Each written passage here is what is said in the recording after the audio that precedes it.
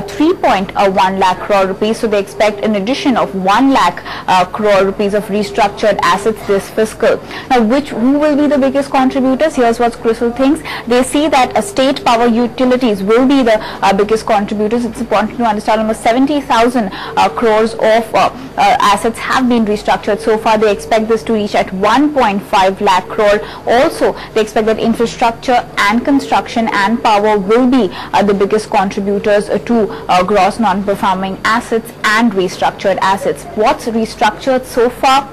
SPUs, like I was mentioning earlier, have restructured 70,000 crores. Also, construction and infra have contributed nearly 80,000 crore to the restructured assets. Iron and steel textiles have also been a major contributor, around 25,000 crores. So clearly, this is one issue that is haunting the banking industry. Back to you. Thanks, Saloni, for that. In fact, joining us now is Pawan Agrawal, Senior Director at Crisil. Pawan, many thanks for joining us on Bloomberg. I want to push that point that Saloni was alluding to from your report. Your own assessment of NPAs, from the numbers that you're seeing on the ground, are things getting worse?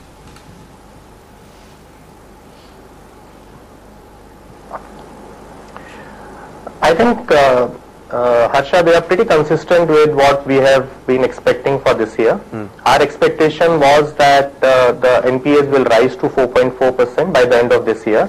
If we see what is happening in the first 6 months, pretty much they are the trend is consistent. In fact, you can see that the trend of NPA increase is actually increasing. Right. Just to give you some figures around that, if you look at first 6 months, the net increase in NPAs for the banking industry is about 52,000 crore.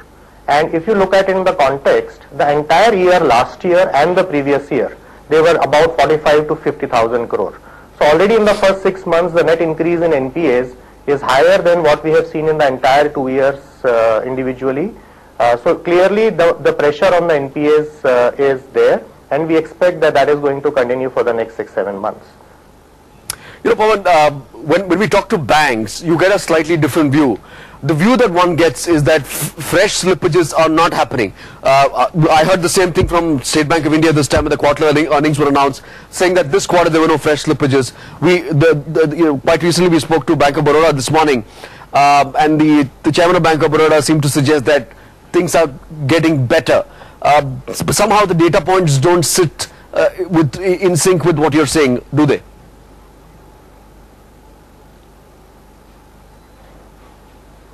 Yeah, so I think we are clearly seeing the first 6 months performance as we have articulated already.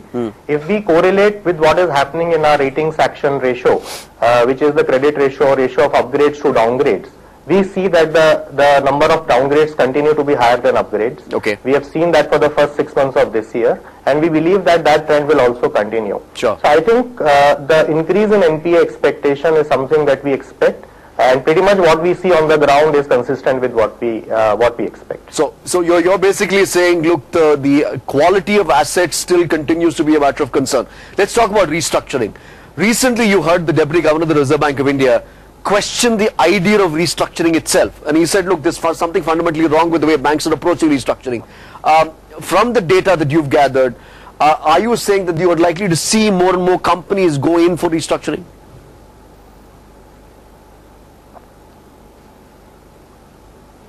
Again, I think the trend of restructuring is something that you need to look at in the context of the pressure on the asset quality. Right. NPA is one part of the overall pressure that we see on the asset quality. The second part clearly is the restructuring. And if we look at what we have seen in the past 2.5 years, essentially the period beginning from April 2011 to September of 2013, and I think somewhere around 2 years ago is when we had highlighted that restructuring in the banking industry is going to be high and large. What we have seen in these 2.5 years is again pretty consistent with the overall trends of weakening asset quality. The overall restructuring in these 2.5 years is close to 3.3 lakh crore, of which 2.8 lakh crore was the amount that was restructured in the previous 2 years, and another 55,000 crore has been restructured in the first 6 months. Our expectation is that this restructuring cumulatively from April 2011 to March 2014 is likely to cross 4 lakh crore. Sure. And I think that is a reflection of the pressure, as I said, on the asset quality. Right.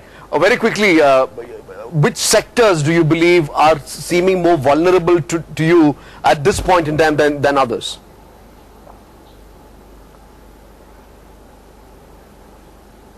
I think clearly the pressure is very high on construction, infrastructure, projects, and all linked sectors such as power, etc. That is where cumulatively, if you look at, more than half or close to 2/3 of the restructuring has really happened. We believe what is in the pipeline of restructuring pretty much is also consistent with the pressure that we are seeing on these sectors. The next on line is really the iron and steel and textiles, right?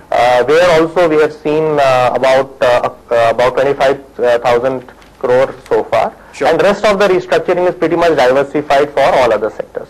All right, Pawan Agrawal, we leave it there. Many thanks for joining us with your perspective. Thank you so much indeed. That was Pawan Agrawal from Crisil. Coming up next, we got two interesting stories lined up for you. One on IT and how deal renewals may happen in 2014, and on aviation and what demand is the Dubai Air Show going to have. Back in business, 2 minutes.